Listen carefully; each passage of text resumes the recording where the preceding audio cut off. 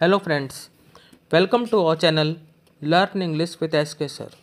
Students आज हम HTET PRT exam level 1 जो जनवरी 2019 में हुआ था उसके हम इंग्लिश के कॉमन 15 क्वेश्चन सॉल्व करेंगे। जैसे मैंने आपको बार बार बताया है कि इंग्लिश के कॉमन 15 क्वेश्चंस जो हैं HTET PRT में भी, HTET TGT में भी, HTET PGT में भी, तीनों एग्ज़ाम्स में आते हैं सभी सब्जेक्ट्स के लिए। तो स्टूडेंट्स आज हम HTET PRT एग्ज़ाम लेवल 1 के इंग्लिश के कॉमन 15 क्वेश्चन सॉल्व करेंगे जो पार्ट 2 लैंग्वेज 2 होती है आपकी। तो इंग्लिश जो है वो लैंग्वेज 2 कहलाती है। तो आइए स्टूडेंट्स लैंग्वेज 2 इंग्लिश के 15 क्वेश्चन सॉल्व करते हैं। हमारा आज का पहला क्वेश्चन है question number 46। Fill in the blank with appropriate modal from the options given below. हमें जो है ब्लैंक में स्टूडेंट्स एप्रोप्रिएट मॉडल फिल करना है। तो सेंटेंस देखते हैं। Dash you mind opening the window. Options A can, B could, C would और डी मे। तो आप देखिए स्टूडेंट्स सेंटेंस आपका इंट्रोगेटिव सेंटेंस है और इस प्रश्नवाचक वाक्य में रिक्वेस्ट की जा रही है कि क्या आप कृपया दरवाज़ा खोल देंगे। तो जब भी सेंटेंस में डैश यू माइंड हो तो आप ये मान लेना कि उस सेंटेंस में पोलाइट रिक्वेस्ट है और माइंड को देखते ही आप जो है वुड लगा सकते हैं।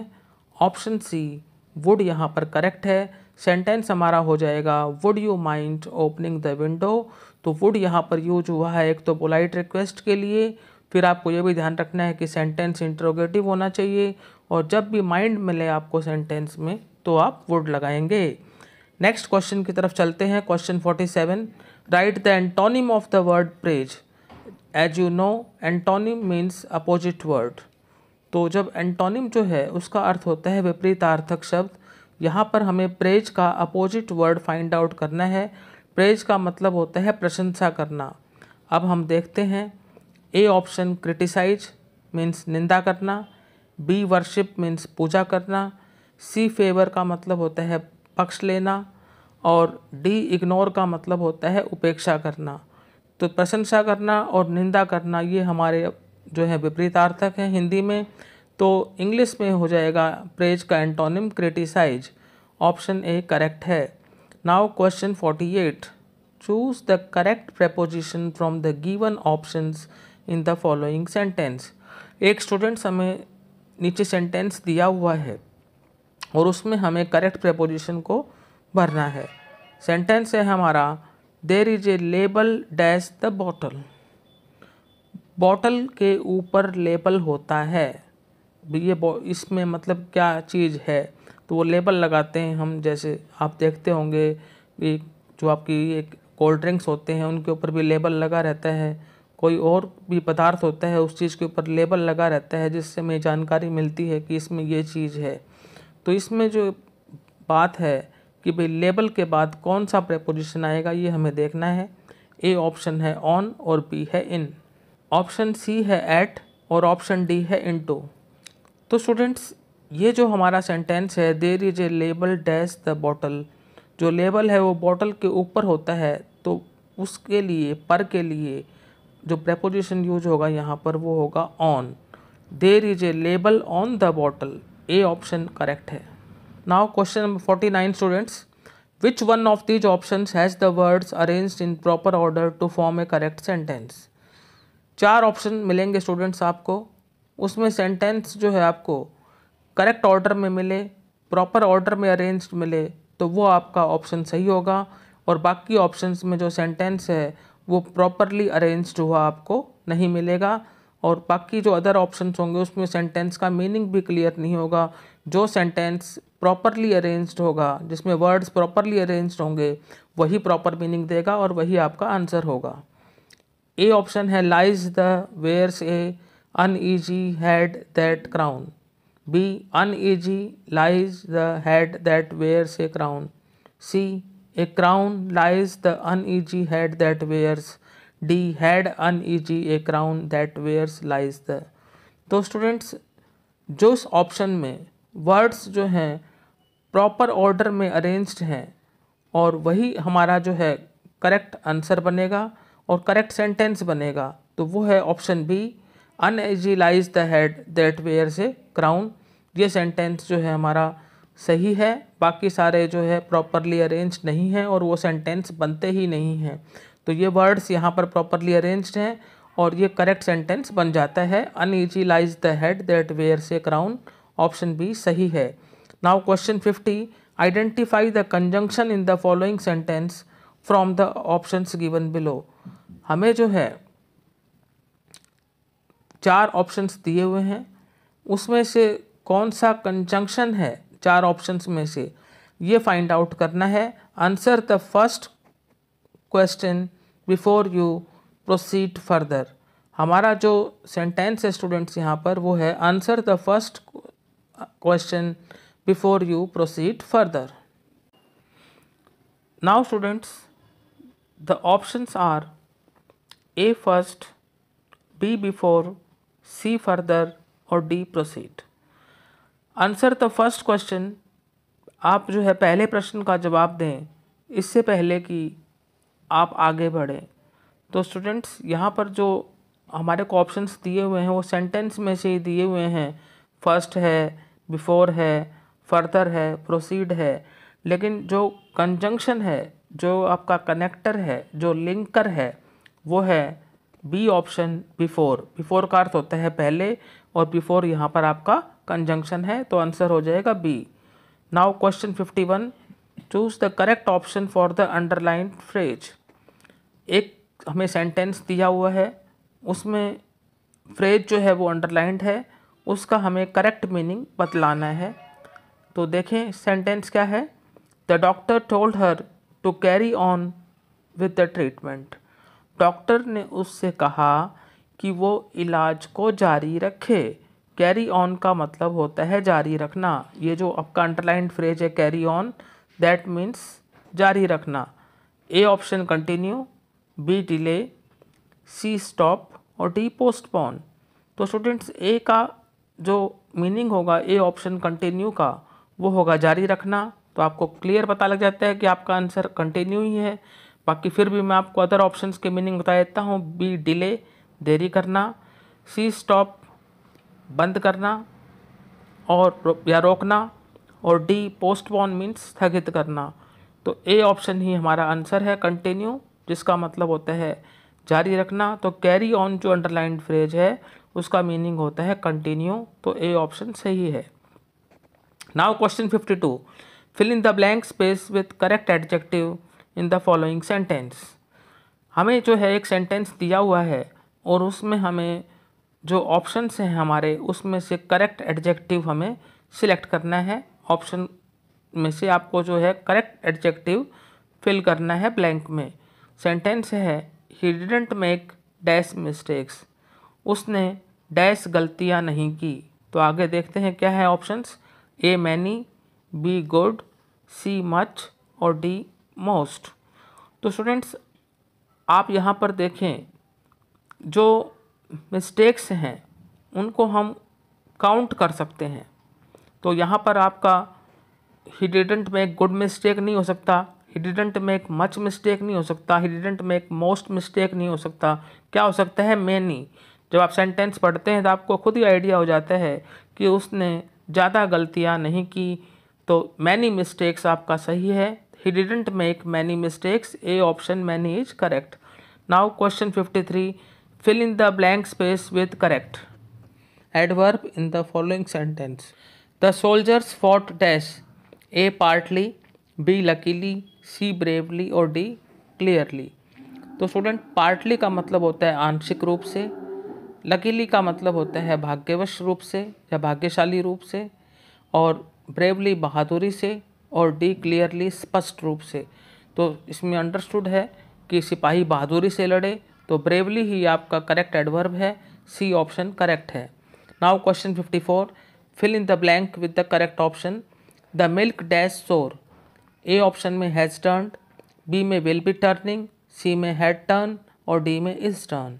तो द मिल्क डैश सोर का मतलब होता है स्टूडेंट कि जो दूध जो है वो फट गया है, और वैसे सोर का मीनिंग होता है खट्टा होना।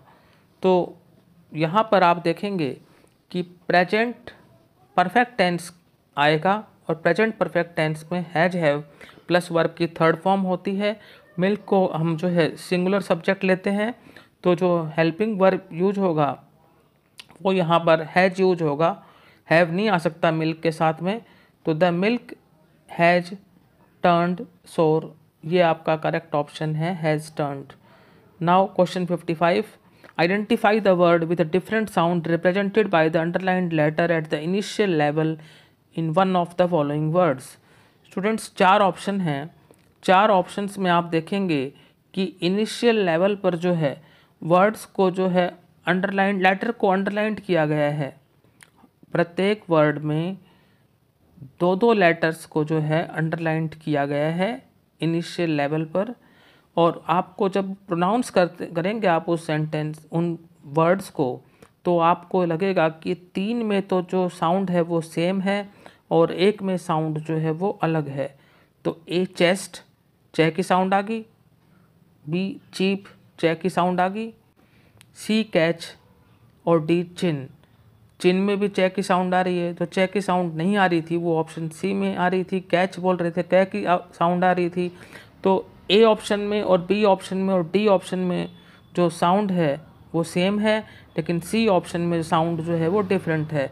तो कैच जो है वो डिफरेंट साउंड वाला जो वर्ड है, तो वो रिप्रेजेंट कर रहा है डिफरेंट साउंड को। तो सी ऑप्शन आपका सही आंसर है।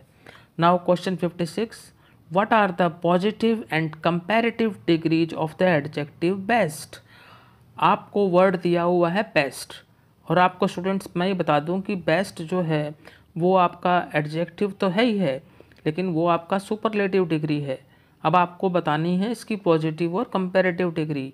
ए ऑप्शन है good better, B okay good, C better good, D best best. तो स्टूडेंट्स जब हम छोटी क्लासों में पढ़ते हैं तो हमें डिग्रीज को जो है याद करवाया जाता है, तो हम बोलते हैं गुड बेटर बेस्ट। तो गुड आपकी पॉजिटिव डिग्री, बेटर आपकी कंपैरेटिव डिग्री और बेस्ट आपकी सुपरलेटिव डिग्री। तो ए ऑप्शन गुड और बेटर सही है। Now question 57, choose the correct form of the verb read in the following sentence. निम्नलिखित वाक्य में हमें रीड की करेक्ट फॉर्म को जो है चूज करना है। सेंटेंस है I dash a play by Bernard Shaw. A option में हेड रीडिंग, बी ऑप्शन में एम रीडिंग, सी ऑप्शन में आर रीडिंग और डी ऑप्शन में हैज रेड।